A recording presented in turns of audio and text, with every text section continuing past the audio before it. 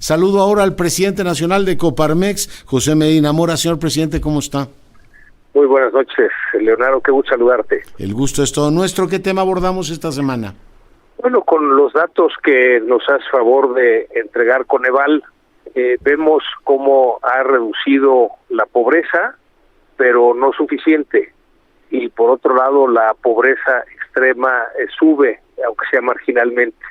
Si comparamos el número de mexicanos que estaban en condición de pobreza en hace 2 años, digamos en el reporte del 2020, bajó en 9 millones el número de personas en condición de pobreza, pero nos parece que es mejor comparar con el 2018 para así aislarlo de la pandemia, y son entonces 5 millones de mexicanos menos en pobreza con respecto al 2018. Son todavía, Leonardo, 47 millones de mexicanos en condición de pobreza, de los cuales 9 millones están en pobreza extrema.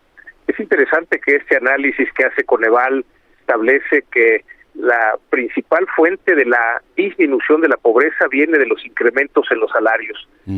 Como tú sabes, desde Coparmex hemos impulsado subir el salario mínimo desde el 2016, y esto se ha traducido en alrededor del 75% de la reducción de pobreza se explica por el aumento de los salarios. Oye, ¿qué tal se levanta el cuello, presidente del gobierno, con eso? Pero quienes lo pagan son los empresarios, ¿no? Sin duda, el aumento de los salarios lo pagan las empresas, aunque también es cierto que el acuerdo para subir los salarios mínimos se hace en la Comisión Nacional de Salarios Mínimos, en donde participamos los organismos empresariales, los sindicatos de los trabajadores y también el gobierno. Digo que rara vez en la lectura oficial dice, bueno, y agradecemos el esfuerzo que colectivamente hacen todos los sectores. Eso supongo que no lo veremos, ¿no? Pero continúa, presidente, por favor. Sí, llama la atención que las transferencias de dinero del gobierno en los programas sociales explica muy poco la reducción de pobreza, de solo el 3% lo que lo reduce. Otro elemento que reduce es las remesas. Entonces nos parece muy claro que tenemos que seguir con esta política de subir los salarios mínimos. El objetivo que tenemos en Coparmex es llegar a la línea del bienestar familiar, es decir, que en una familia de 4 personas donde 2 trabajan, las 2 salarios mínimos alcancen para que los 4 de esa familia tengan acceso a la canasta alimentaria y a la no alimentaria. Por otro lado, Leonardo, pues llama mucho la atención el cómo ha aumentado la pobreza de salud. Aquí, cuando hablamos que en el 2018 había 20 millones de mexicanos en condición de pobreza de salud, y hoy hay 50 millones de mexicanos en pobreza de salud.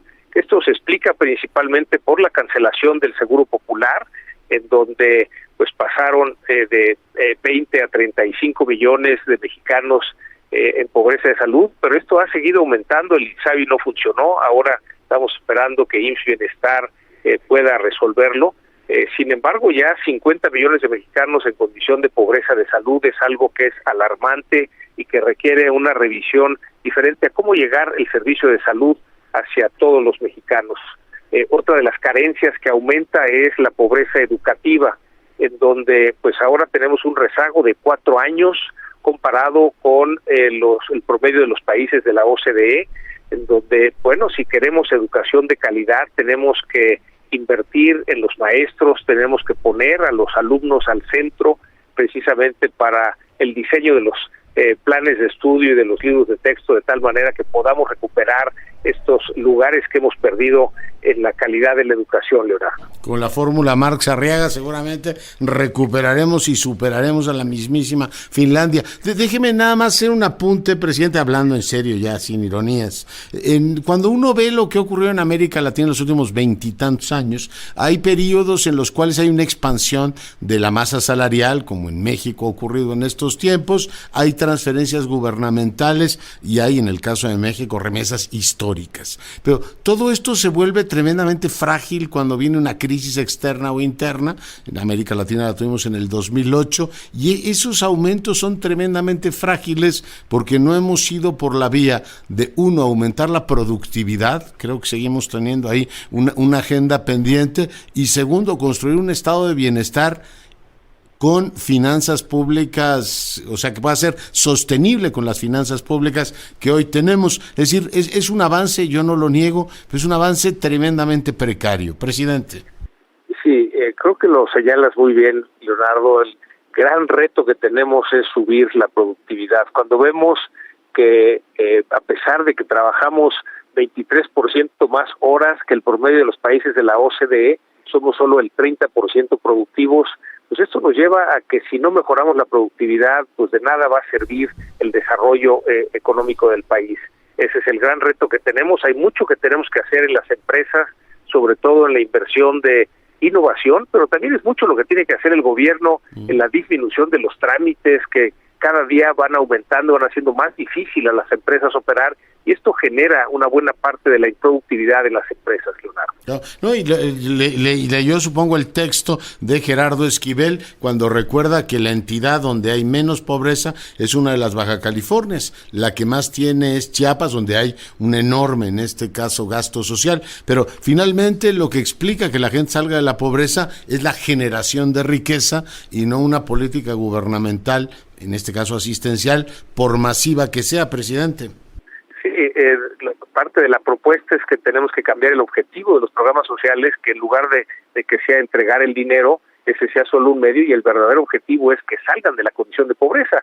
Esto que mencionas, en donde en Chiapas, a pesar del alto monto de los programas sociales, pues la pobreza no disminuye, mientras que cuando se genera riqueza, sobre todo en estados en donde pues la industria turística o la industria de manufactura ha logrado un desarrollo económico, es donde finalmente se logra, a través de mejores trabajos y empleos mejor pagados, el que disminuye la pobreza, Leonardo. Pues así estamos. Presidente, ¿algún apunte más?